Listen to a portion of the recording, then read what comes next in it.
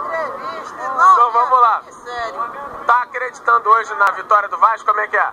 Não tô acreditando, não. Tenho certeza que vai ganhar. E todo mundo vai ficar feliz. Porque o Vasco é muito campeão do mundo. Vai ficar muito lindo hoje. Vai todo mundo para ver o Vasco ser campeão. Você acha que o placar vai ser de quanto hoje? Se depender de mim, eu vou matar os caras ali e vai ser 58-0. Porque quem torcedor, quem jogador lá não presta. Mas eu acho que vai ser uns 3-1. Que os caras... 3-1, 58-0. Não, vai ser 58-0, depender de mim que vou matar os outros. Mas eu vou sair daqui preso. Aí não vou matar ninguém, vai ser 3-1 só.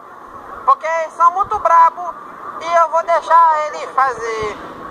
Deixa mais aberto para aparecer minha camisa do Vasco. Eu vim lá de Orobó, só para ver o... Orobó, entendi. Só me diz uma coisa também. Ano que vem, então, o Vasco tá na Série A. Mas se precisar matar alguém, mata alguém também, né?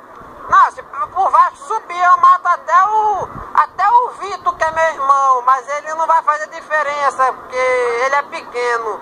Mas vai ser campeão da Série B. Vai ser campeão ano que vem da Série A e vai para Libertadores. Só isso, só que tu quer?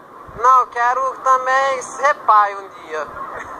Ser pai? Eu quero ser pai, meu filho vai ser vascão também. E se seu filho nascer e falar que é flamenguista?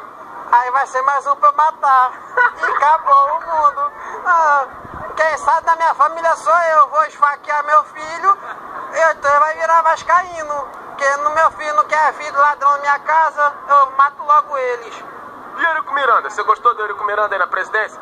Graças a Deus, né? Tinha que voltar um cara pra botar um time decente pra poder jogar, porque outro cara lá não fazia nada de decência.